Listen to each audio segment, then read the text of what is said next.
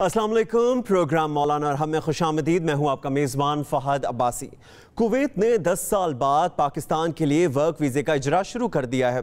अब कुवैत में मुकीम पाकिस्तानी अपने ख़ानदान के अफराद को कुवैत बुला सकेंगे और कारोबारी शोबे से मुताल्लिक़ अफराद कुवैत जा सकेंगे। इसके साथ ही साथ प्रोग्राम में हम बात करेंगे, सऊदी वज़ारत दाखिला ने 11 ममालिक से आने वाले गैर मुल्कियों को सऊदी अरब आने की मशरूत इजाज़त दे दी है, लेकिन इनमें पाकिस्तान और इंडिया शामिल नहीं। अब सिर्फ 9 ममालिक से मुसाफिरों को सऊदी अरब आने पर पाबंदी बरकरार रही है। सऊदी वज़ारत दाखिला ने नई कोरोना वायरस की सूरत हाल के पेश नज़र फरवरी 2021 को पाकिस्तान समेत 20 ममालिक से आने वाले गैर मुल्कियों पर पाबंदी आयद की थी।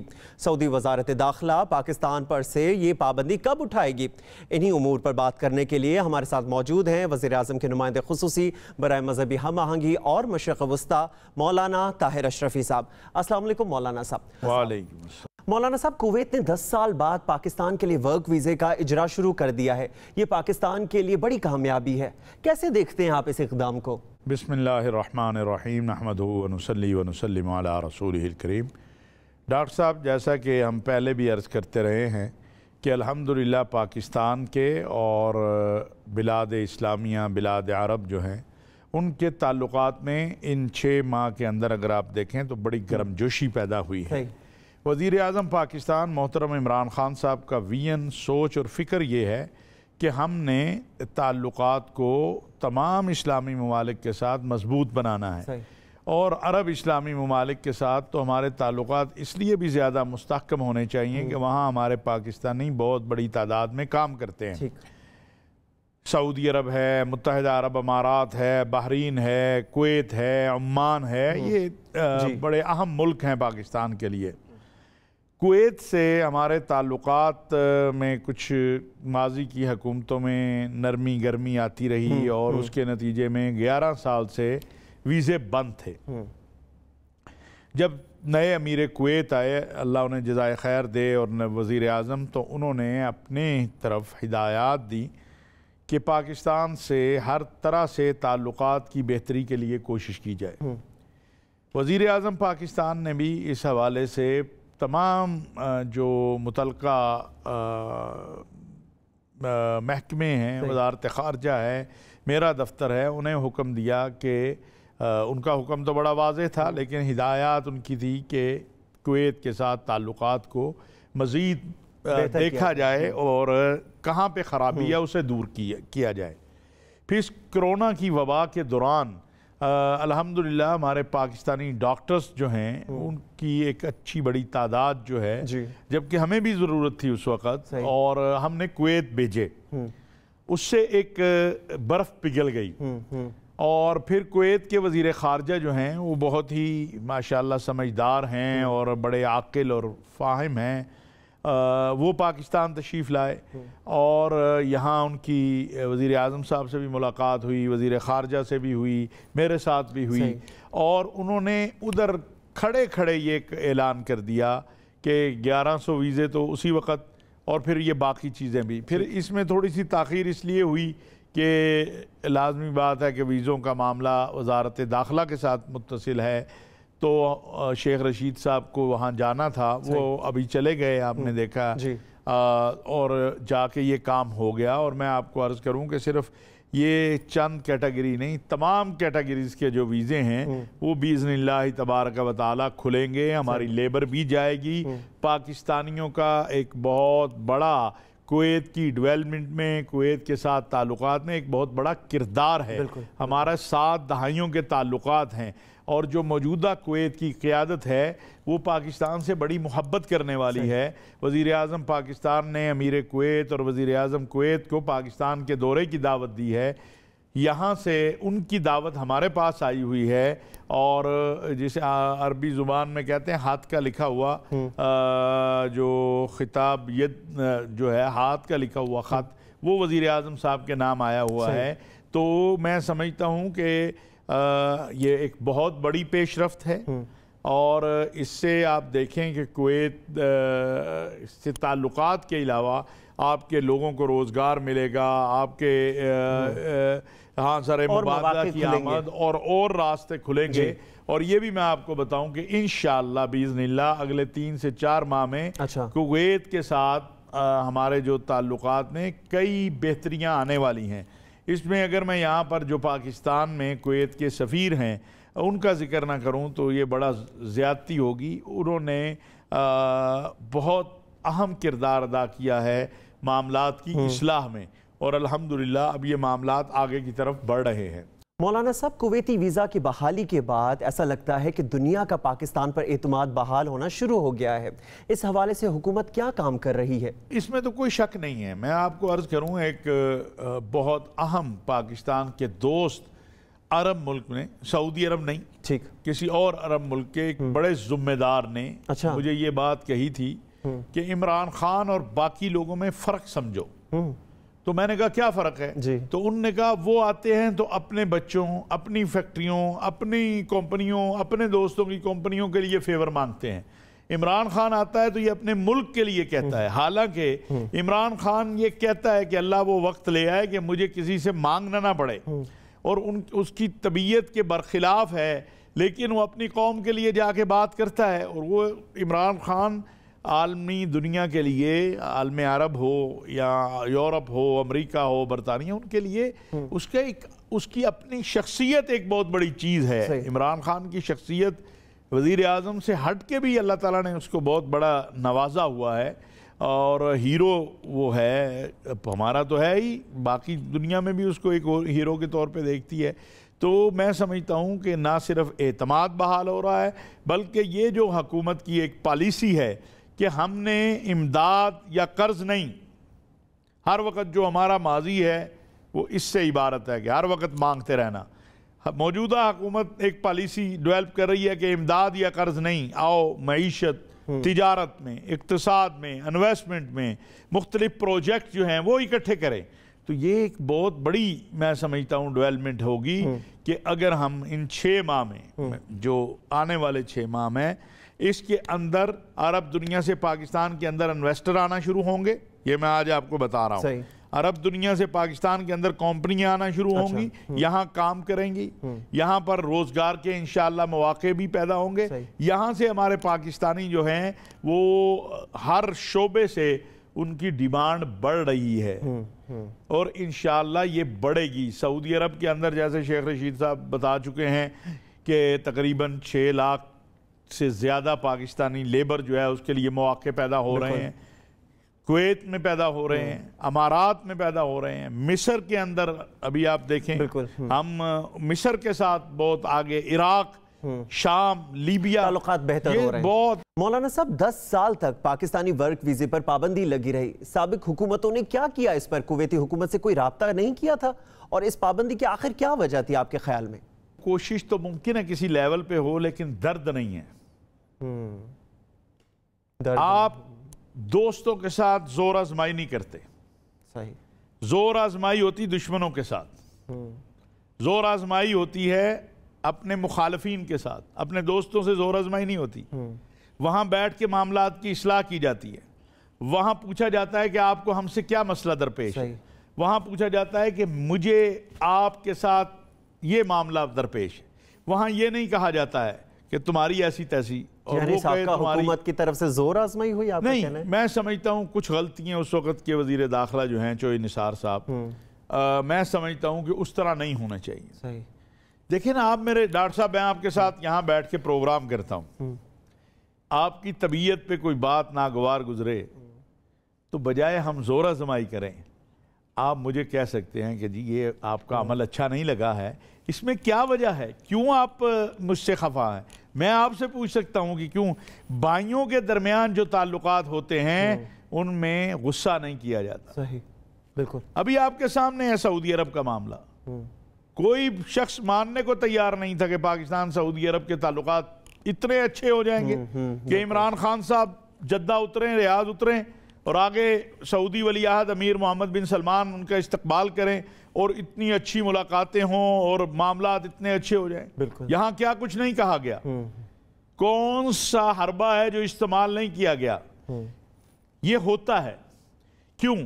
جب آپ کی لیبر نہیں جائے گی، جب آپ کے لوگ نہیں جائیں گے، تو وہاں جو آپ کے دشمن ممالک یا آپ کے مخالف ہیں ان کو موقع ملتا ہے نا. پاکستان کی لیبر جہاں کم ہوئی وہاں انڈیا کی زیادہ ہوئی. بالکل ٹھیک ہے. تو وہ بھی پھر کوشش کرتے ہیں کہ خرابی پیدا کریں. آپ کا حریف جو ہے وہ آپ کو فری ہینڈ نہیں چھوڑتا ہے کہ اچھا جو مرضی کر لیں آپ, یہ ایسا نہیں کرتا.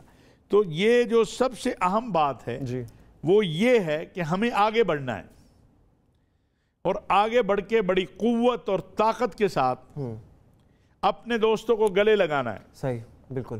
ابھی 39 سال بعد, جی بالکل 39 سال بعد, آفٹر 39 ایئر. یس بالکل. میں تو خود پریشان ہو گیا. میں نے اپنی وزارت خارجہ سے پوچھا کہ یار سچی بات ہے یہ؟ انہوں نے کہا سچی بات ہے کہ وزیر خارجہ کی سطح کا دورہ 39 سال بعد ہوگا. عراق ہمارا بھائی ہے, ہمارے مقدسات ہیں وہاں. پاکستان سے ہر سال 2-2.5 لاکھ لوگ جاتے ہیں. بالکل 39 سال بعد وزیر خارجہ عراق. اور عراق کوئی کمزور ملک بھی نہیں ہے. بالکل. اللہ تعالیٰ نے اسے تمام نعمتوں سے نوازا ہوا ہے. کیا ہوا کہ ہم نے عراق کی بھائیوں سے پوچھا بھی, ان کی جو کوئی اگر بات تھی تو وہ ہم نے ان کو قریب کیا. ان کے جو خدشات تھے, ان کو دور کیا, تحفظات دور کیے, ان کو گلے سے لگایا. آپ دیکھیں گے, میں آج آپ کو ڈاکٹر صاحب دعوے سے کہہ سکتا ہوں کہ انشاءاللہ ان 6 ماہ میں, ابھی دیکھیں دفاعی شعبوں میں ہمارے بہترین آئیڈیل تعلقات ہیں اس وقت عراق کے ساتھ. صحیح.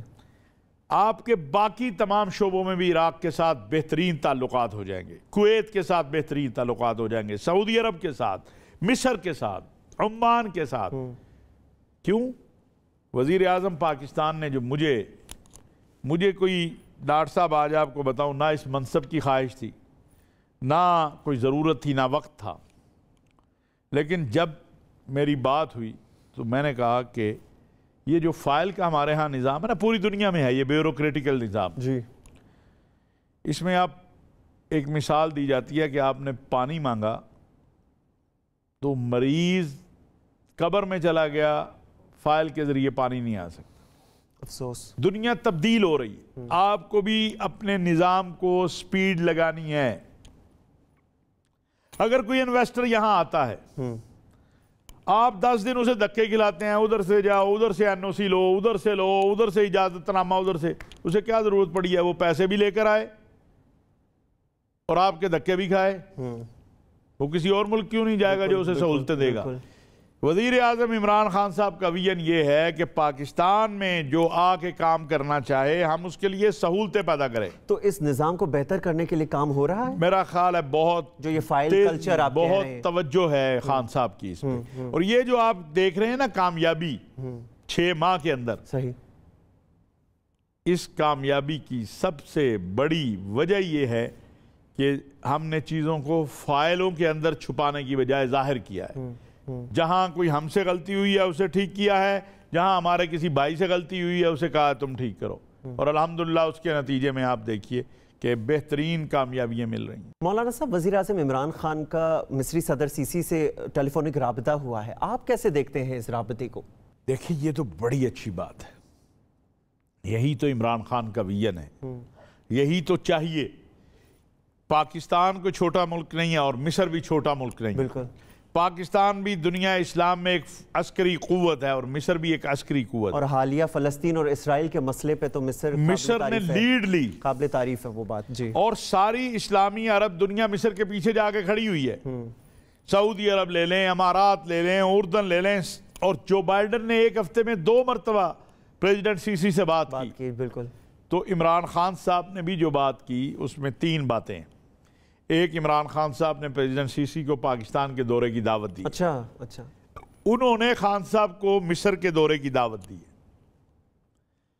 دوسرا, فلسطین کے مسئلے پہ ہم نے اپنے اسی موقف کو دہرایا ہے عمران خان صاحب نے, جو موقف بڑا واضح ہے کہ ہمیں ایک آزاد خود مختار فلسطینی ریاست جس کا دارالخلافہ القدس شریف ہوگا وہ قبول ہوگی, اس کے علاوہ نہیں قبول کر سکتے.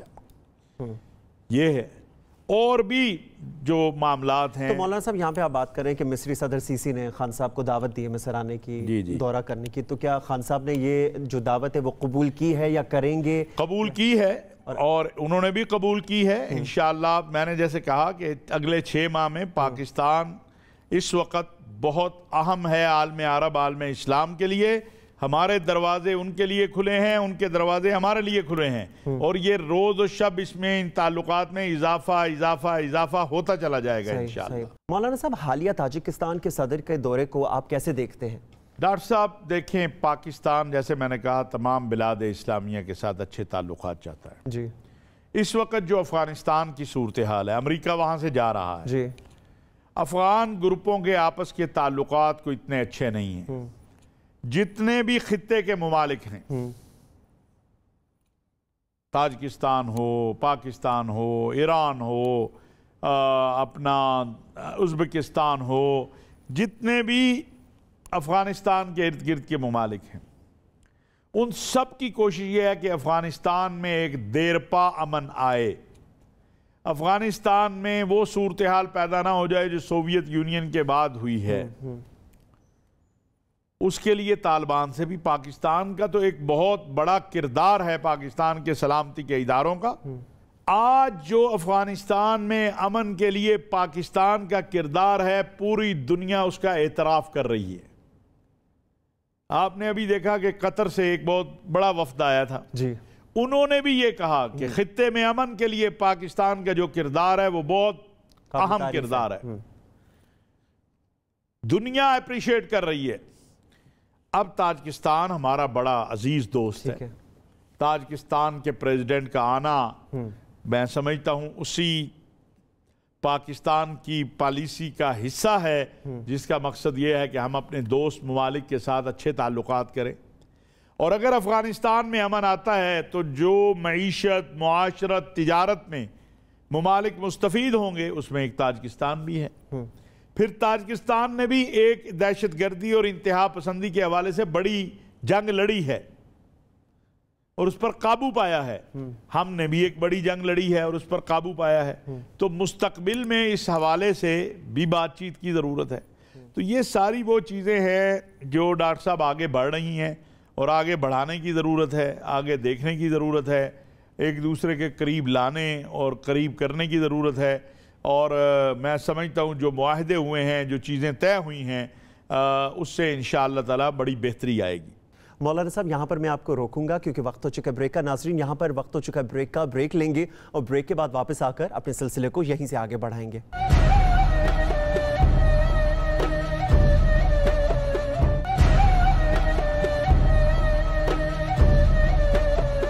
بریک کے بعد پروگرام میں خوش آمدید۔ مولانا صاحب سعودی عرب کی بات کی جائے تو سعودی عرب نے کورونا کے باعث 20 ممالک پر پابندی عائد کی تھی، جن میں سے 11 کو اجازت دے دی ہے، لیکن پاکستانی شہریوں کو اس کی اجازت نہیں دی گئی۔ اس کی آخر کیا وجہ ہے؟ ایک چیز تو سعودی عرب نے کی ہے، وہ یہ ہے کہ اپنے شہریوں کو پاکستان آنے کی اجازت دے دی ہے، پہلی جو لسٹ جاری ہوئی۔ دونوں بات کرنی چاہیے نا ڈاکٹر صاحب۔ اصل میں مسئلہ بتا کیا ہے ہمارا، ہم کہتے ہیں آدھا گلاس خالی ہے، یہ کیوں نہیں کہتے کہ آدھا گلاس بھرا ہوا ہے؟ یہ بھی ایک بات ہے، آدھا گلاس بھرا بھی تو ہوا ہے نا، کہ سعودی عرب نے اپنے شہریوں کو پاکستان آنے کی اجازت دے دی ہے۔ یہ ہماری کرونا کے حوالے سے کوششوں کے نتیجے میں ایک بڑی پیش رفت ہے۔ اب اگلا جو مرحلہ ہے اس کے بعد کا، اگلا مرحلہ یہ ہے کہ پاکستان سے بھی سعودی عرب جانے کی اجازت، وہ بھی انشاءاللہ ہو جائے گی۔ کرونا ویکسین کے حوالے سے جو صورتحال پیدا ہوئی ہے، جو انشاءاللہ اگلے پروگرام سے پہلے حل ہو جائے گی، یہ میں آپ کو بتا کے جاؤں، اگلی مرتبہ یہ آپ چلائیے گا کہ اگلی مرتبہ ہمارا جو پروگرام ہوگا اگلے جمعے سے پہلے انشاءاللہ یہ کرونا ویکسین کے حوالے سے جو معاملات ہیں وہ ٹھیک ہو جائیں گے۔ جب وہاں وہ ہو جائے گی تو پاکستان میں وہ لوگ جنہوں نے کرونا ویکسین لگوا لی ہوئی ہے اور سعودی عرب نے اس کرونا ویکسین کو جب قبول کر لیا تو ان کا سفر آسان ہو جائے گا۔ اور مجھے امید ہے کہ اس کے بعد ہمیں اجازت بھی مل جائے گی کہ جو ہماری لیبر یہاں ہے یا ہمارے وہ لوگ جو سعودی عرب میں کام کرتے تھے وہ یہاں پر ہیں، ان کو یہ اجازت مل جائے گی کہ وہ جائیں اور جا کے اپنے کام کو سنبھالیں۔ ہمارے سعودی عرب سے جو تعلقات ہیں وہ بڑے مضبوط ہیں. ہم نے ایک درخواست ریکویسٹ کی ہے، اور دیکھیے یہ جو ویکسین ہیں جن کے اوپر سعودی عرب نے پابندی لگائی ہے یا نہیں مان رہے، وہ خالی پاکستان کے لیے تو نہیں ہے نا. نہ پاکستان کی وہ ویکسین ہے، وہ تو چائنا کی ہے. تو لازمی بات ہے وہ پوری دنیا میں لگائی جا رہی ہے، صرف پاکستان میں تو نہیں لگائی جا رہی. آپ کو لگتا ہے کہ سعودی عرب کے پاکستان میں چینی ویکسین کے حوالے سے بھی خدشات ہیں؟ کیا پاکستانیوں کو اس بنیاد پر اجازت نہیں دی جا رہی؟ انہوں نے کچھ ویکسین کو جو ہے نا وہ کیا ہے کہ یہ ویکسین جو ہے یہ قابل قبول نہیں، اور اس کی ایک بہت بڑی وجہ جو وہ بتاتے ہیں وہ ہے جعلی سرٹیفکیٹ. اچھا. تو انشاءاللہ جب ہم یہ انشور کر لیں گے اور جب ہم یہ گارنٹی دے رہے ہیں کہ ہم یہاں سے کوئی ایسا فرد مسافر نہیں بنائیں گے جو جعلی سرٹیفکیٹ والا ہو. ہمیں پہلے یہ مسئلہ درپیش ہوا ہے کہ ہمارے ہاں ٹیسٹ ہوا کرونا کا، وہ جب امارات میں اترا اس کا ٹیسٹ ہوا تو بالکل وہ کرونا پوزیٹیو تھا، اور یہاں سے نیگیٹیو کا لے کے گیا. تو یہ ایک مسئلہ تو ہے نا، یہ ہمارے ساتھ نہیں ساری دنیا میں ہے، ہمارے ساتھ بھی ہے. ہمارے بھی لوگ کر لیتے ہیں ایسے، کچھ لیبارٹریز نے ایسا کیا، نہیں کرنا چاہیے. تو اس کی روک تھام کے لیے پھر کیا اقدامات کیا ہے؟ فوری اقدامات ہماری وزارت صحت نے کچھ اٹھائے، ہمارے جو ڈاکٹر فیصل صاحب ہیں انہوں نے بھی کیے ہیں، کچھ چیزیں ہوئی ہیں. لیکن یہ میں آپ کو وہ بتا رہا ہوں جو اسباب ہے. لیکن مجھے امید ہے، اور دوسری بات میں یہ بتاؤں کہ وزیر اعظم پاکستان محترم عمران خان صاحب نے بڑی واضح ہدایات دے دی ہیں کہ جو ہماری لیبر ہے اور جو ہمارے حجاج ہیں ان کے لیے جو ممکن ہوگا، اگر جو دوسری آئی ہوئی ہیں ہمارے پاس آئی ہے فائزر آئی ہے، وہ رکھ دی گئی ہے اس کام کے لیے. اچھا مولانا صاحب، اگر بات کی جائے کیا حکومت پاکستان چینی ویکسین پر سعودی حکام کے خدشات کو دور کرنے کے لیے کوئی بات کر رہے ہیں؟ بالکل کام کر رہے ہیں، خود چین والے بھی بات کر رہے ہیں، اور WHO بھی اس پہ بات کری. دیکھ رہے ہیں WHO نے اسے تسلیم کیا، اب تو تسلیم بھی کر دیا ہے. بالکل. تو وہ بھی کر رہے ہیں، ایسی بات نہیں ہے. اور انشاءاللہ تعالی اللہ پاک بہتر کرے گا. آپ دیکھیں گے کہ یہ معاملہ حل ہو جائے گا اگلے انشاءاللہ تعالی ڈاکٹر صاحب اگلے جمعے سے پہلے. مولانا صاحب، گزشتہ دنوں جیسے کہ ہم نے دیکھا کہ وزیر داخلہ نے کہا کہ سعودی عرب بھی پاکستانیوں کے لیے ویزے جو ہے وہ کھولنے جا رہا ہے.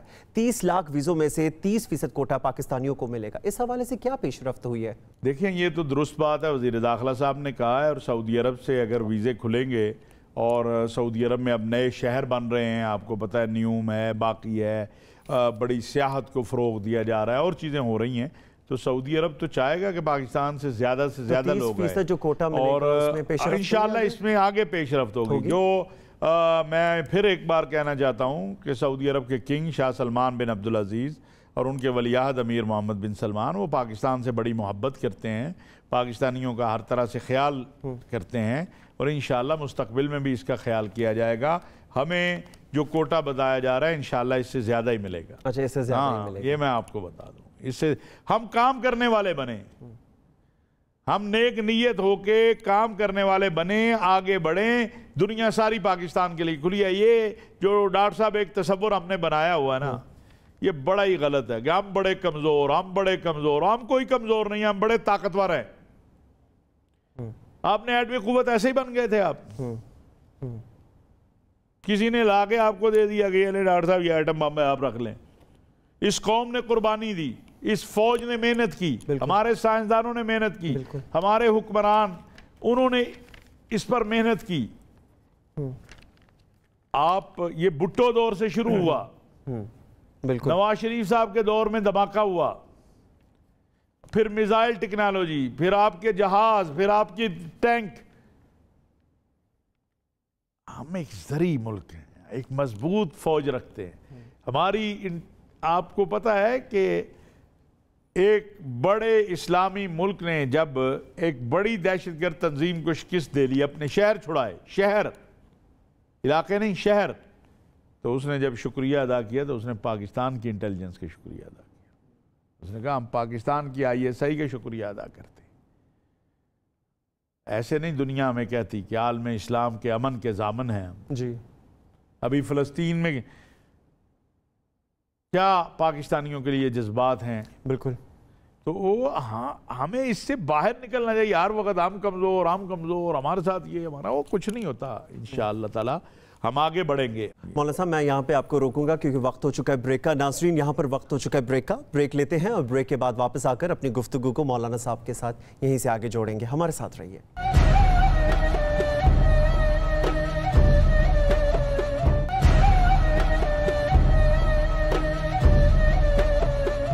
پروگرام میں بریک کے بعد خوش آمدید۔ ہر اخلاقی برائی نقصان دہ ہے، کبھی یہ نقصان دنیاوی ہوتا ہے یا کبھی آخرت تک یہ موقوف ہو جاتا ہے۔ حسد یا جلن ایک ایسی بیماری ہے جس کا شکار دنیا میں ہی نفسیاتی اذیت اٹھاتا اور دل ہی دل میں گھٹ کر مختلف ذہنی اور جسمانی امراض میں مبتلا ہو جاتا ہے۔ مولانا صاحب ہم معاشرے میں اگر بات کریں حسد جیسی بیماری کا تو اس کو خاتمہ ہم کیسے کر سکتے ہیں؟ رسول اللہ صلی اللہ علیہ وسلم نے فرمایا ان الحسد یاکل الحسنات، حسد اچھائیوں کو کھا جاتا ہے۔ بڑی مشکل سے نیکی کی، نماز پڑھی، بڑی مشکل سے پیسے اس میں سے سخاوت کی، کسی کی خدمت کی، حسد سب کچھ لے جاتا ہے۔ حسد ایک ایسا مرض ہے جو اندر سے انسان کو سنگسار کرتا ہے، کینسر سے بھی موذی مرض ہے۔ انسان جلتا رہتا ہے ہر وقت اندر، ہر وقت۔ ہائے اچھا آج ڈاکٹر صاحب نے اچھی واسکٹ کیوں پہنی ہوئی ہے، وہ یہ کپڑے اچھے کیوں پہنے ہوئے ہیں، وہ ڈاکٹر صاحب کا پروگرام اچھا کیوں ہو گیا ہے۔ یہ حسد ہے، ہر وقت اندر کڑن۔ شب قدر کی رات کینہ پرور کی بھی بخشش نہیں ہوگی۔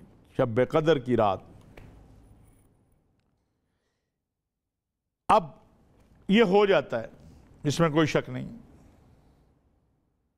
اب اس سے بچا کیسے جائے، اس کی طرف جانا چاہیے۔ ڈاکٹر صاحب آپ کے پاس یہ کپ پڑا ہے، میں کہوں ہائے ڈاکٹر صاحب کے پاس کپ کیوں ہے، یہ ہے حسد۔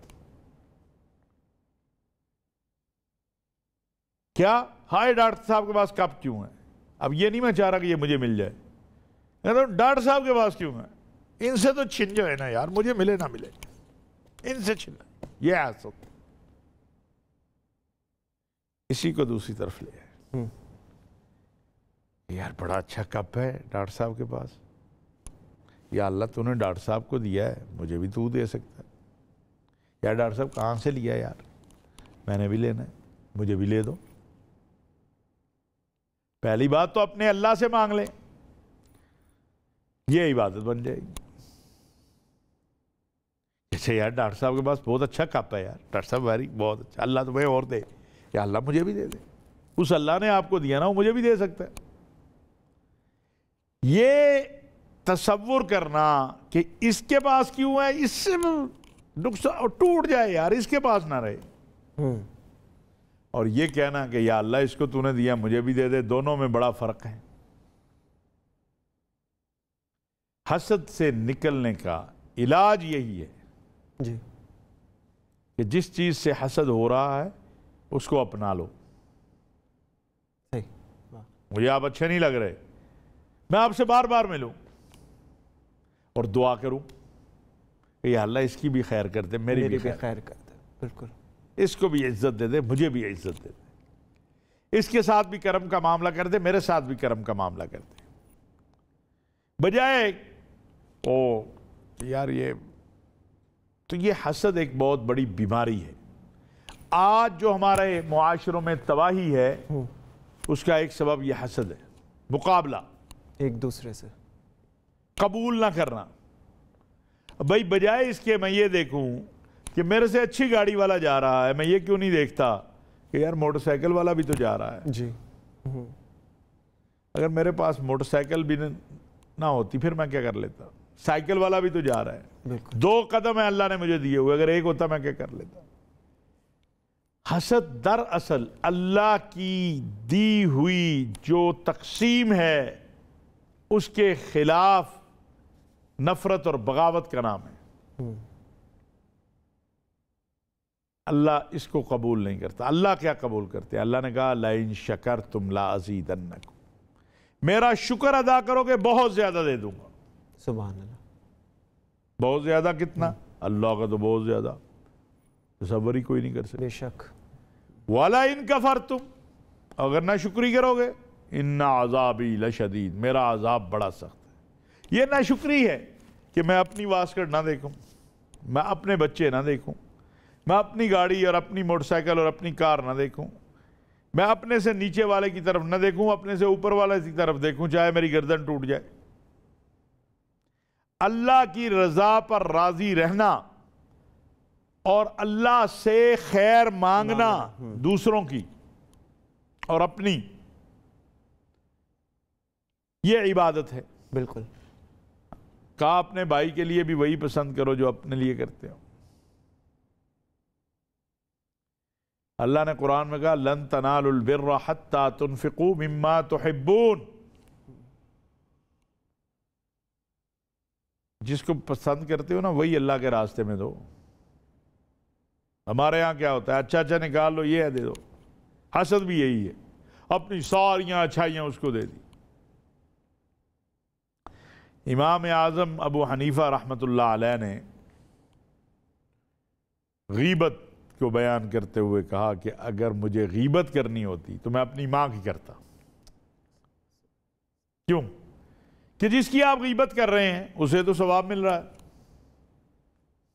امام صاحب نے کہا اگر مجھے غیبت ہی کرنی ہے، اپنی طرف سے ہم اس کا نقصان کر رہے ہیں تو اسے تو فائدہ ہو رہا ہے، ہمارا نقصان ہو رہا ہے۔ اسی طرح حسد ہے، ان الحسد یاکل الحسنات، اچھائیوں کو کھا جاتا۔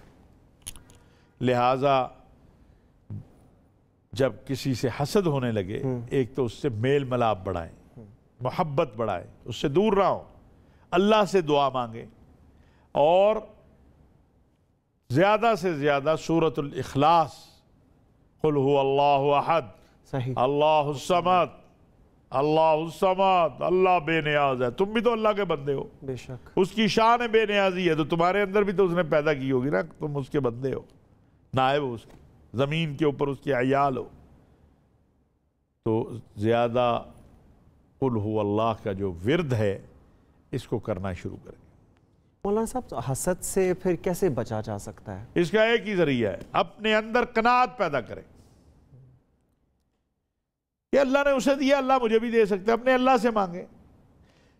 ڈاکٹر صاحب، جب میں یہ دیکھوں کہ آپ کے پاس بھی کپ پڑا ہے، میرے پاس بھی کپ پڑا ہے، آپ کا کپ ذرا خوبصورت ہے، میرا کم خوبصورت ہے، لیکن ایک تیسرا ہے اس کے پاس کپ بھی نہیں ہے، تو میں اسے دیکھوں،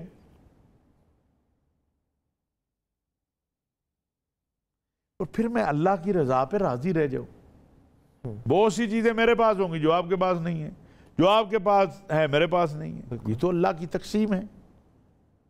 تو آپ کو چاہیے تو اللہ سے مانگ لو، اللہ کی رضا پہ راضی ہو جائیں ہم سب۔ بالکل، اللہ سے مانگ لینا۔ مصلح گراؤ، مصلح نہ بھی گراؤ، دل سے اللہ سے کہو یا اللہ مجھے بھی عطا کر دے، اس کو جو دیے تو مجھے نہیں دے سکتا، اس کے خزانے میں کوئی کمی ہے؟ وہ تو کہہ رہا ہے وَقَالَ رَبُّكُمُ ادْعُونِي أَسْتَجِبْ لَكُمْ، اور میرے بندوں کو کہو مجھ سے مانگے، میں قبول کروں گا، سبحان اللہ، بالکل، میں قبول کروں گا۔ وہ تو اعلان کر رہا ہے، اب ہم لینے ہی نہ جائیں، یہاں باہر ایک سخی آ کے کھڑا ہو جائے، کیا ہو بھائی، جس کی جو ضرورت ہے میں پوری کرتا ہوں، سارے بھاگ پڑیں گے، اور جو سب سے بڑا سخی ہے وہ کہہ رہا ہے میرے سے مانگو میں دے دوں گا۔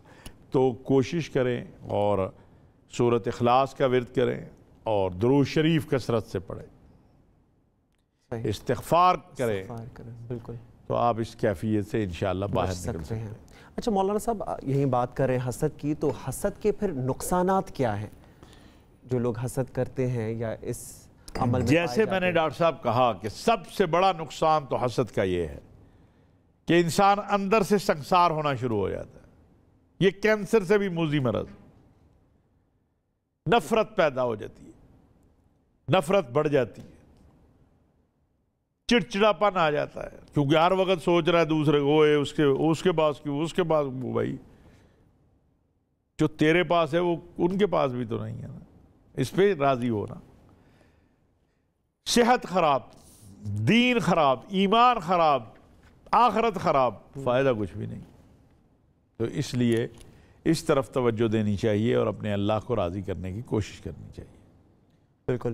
یہاں پہ مولانا صاحب بات کرتے ہیں والدین کی اطاعت کے حوالے سے، تو مولانا صاحب صدر مملکت نے تحفظ والدین آرڈیننس جو ہے 2021 جاری کر دیا ہے، اور آرڈیننس کے تحت والدین کو گھروں سے نکالنا قابل سزا ہے، جرم ہے یہ بالکل. تو والدین کو گھروں سے نکالنے پر 1 سال تک قید، جرمانہ یا دونوں سزائیں دی جائیں گی. حکومت اس قانون کا اطلاق کیسے کرے گی؟ میں سمجھتا ہوں یہ تو بہت اچھا کام ہے. ماں باپ بیچارے محنت کر کر کے گھر بناتے ہیں. یہ جس کو پالا ماں نے، جس کو بڑا ماں باپ نے کیا، جس کے نخرے اٹھائے، جس کو پڑھایا لکھایا، یہ کہتا ہے اب یہ بوڑھا کھانسی کر رہا ہے، اب ماں جو ہے وہ بلا وجہ مداخلت کر رہی ہے، اٹھاؤ ان کو باہر پھینک دو، ان کو اولڈ ہاؤس چھوڑاؤ. تو اتنا قابل ہے تو اپنا گھر بنا لے، تو 100 اپنے گھر بنا لے. جو ایک رات تیری ماں نے تجھے ادھر سے اٹھا کے ادھر ڈالا ہے اس کا بدلہ نہیں دے سکتا. وہ خود ٹھنڈی جگہ سو گئی، تجھے گرم جگہ سلا دی، تو اس کا جو تیرے لیے رات کو اٹھی، اپنی نیند خراب کی اور تیرے لیے دودھ بنا کر لائی، تو اس کا قرض بھی ادا نہیں کر سکتا. اب یہ بدقسمتی ہے. دیکھیں، بیویوں کے حقوق بلا شبہ بیوی کا حق ہے، لیکن ماں باپ کا بھی حق ہے. بے شک. بیوی کے حق کا مطلب یہ نہیں کہ آپ ماں باپ کے حق تلفی کرو، اور ماں باپ کے حق کا مطلب یہ نہیں کہ آپ بیوی بچوں کے ساتھ زیادتی کرو. یہ اعتدال آپ کو قائم کرنا ہے. یہ جو آرڈیننس آیا یہ بڑا اچھا ہے، بہت بہتر ہے، اور میں سمجھتا ہوں اس پر عمل کروانا ہوگا. قانون تو اسی لیے بنتا ہے. تو یہ صدر صاحب ہمارے بہت اچھے کام کرتے رہتے ہیں. ابھی بھی انہوں نے، آپ نے دیکھا ہوگا کہ آج جو ہے لوگوں، خطباء، علماء سے 2 اپیلیں آج ہوئیں. جی. ایک تو ہم نے جو ہمارے وزیر ہیں، مشیر ہیں وزیر اعظم کے، ملک امین اسلم صاحب، ماحولیات کے، چونکہ آپ کو پتہ ہے کل عالمی دن ہے ماحولیات کا، اور وزیر اعظم عمران خان صاحب میزبانی کر رہے ہیں، پاکستان عالمی کانفرنس کا میزبان ہے. یہ بہت بڑی بات ہے. تو خطباء نے، علماء نے، مشائخ نے آج لوگوں سے اپیل کی ہے کہ صفائی کا خیال رکھیں، درخت لگائیں، ماحول کو بہتر کریں، پانی کم ضائع کریں. اور دوسرا کہ ویکسین جو ہے، ایسے شکوک و شبہات پیدا کیے جا رہے ہیں، کوئی لے آتا ہے مقناطیس لگا دے رہا ہے، کوئی کچھ لگا رہا ہے. بھئی خدا کا واسطہ ہے، یہ ویکسین لگاؤ تاکہ تمہاری بچت ہو سکے. مولانا صاحب، یہ عوام کے جو شکوک و شبہات ہیں، یہ خدشات ہیں یا تحفظات ہیں، ان کو کیسے دور کیا جائے ویکسین کے حوالے سے؟ دیکھیں، اسی لیے علماء سے، خطباء سے، ائمہ سے اپیل کی گئی ہے. ان سے کہا گیا ہے کہ بھئی آگے بڑھو. انہوں نے اپیلیں کی ہیں. میڈیا کو بھی اپنا کردار ادا کرنا ہے. ہمیں جو مشیر صحت ہیں ڈاکٹر فیصل صاحب، انہوں نے بتایا ہے کہ کوئی ایسی چیز نہیں ہے اس ویکسین میں جو جسے آپ کہیں کہ وہ مضر صحت ہے، خطرناک ہے یا شرعی اصولوں کے خلاف ہے. تو یہ ایک پراپوگنڈا مہم ہے. یہ پولیو کے حوالے سے بھی رہی. یاد رکھیے، اگر آپ نے ویکسین نہیں لگوائی اپنے بڑوں کو، اپنے آپ کو، اور کسی کو نقصان پہنچ گیا آپ سے، تو آپ اللہ کے یہاں مجرم ہیں. یہ پولیو کی طرح کہ اگر والدین نے بچوں کو پولیو کے قطرے نہیں پلائے اور وہ اپاہج ہو گئے تو اللہ کو جواب دے ہیں والدین. تو ویکسین لگوانی چاہیے. اور اسی طرح درخت بھی لگانے چاہیے. یہ اتنی گرمی کی شدت جو آئی ہے، اس طرف بھی توجہ کرنی چاہیے. پانی کو بچانا چاہیے. بالکل. اور پودوں کو لگانا چاہیے. صفائی کا خیال کرنا چاہیے. صفائی نصف ایمان ہے. بالکل. اپنے گھروں میں، اپنے محلوں میں، اپنی سڑکوں پہ. تو یہ وہ باتیں ہیں ڈاکٹر صاحب جو کرنے کی ہیں. سب کو خیال کرنا چاہیے. بہت بہت شکریہ مولانا صاحب پروگرام میں شریک ہونے کے لیے. ناظرین، یہ تھا ہمارا آج کا پروگرام مولانا اور ہم. اسی کے ساتھ ہی اپنے میزبان فہد عباسی کو اگلے ہفتے تک کے لیے اجازت دیجیے. اپنا خاص خیال رکھیے گا. اللہ حافظ.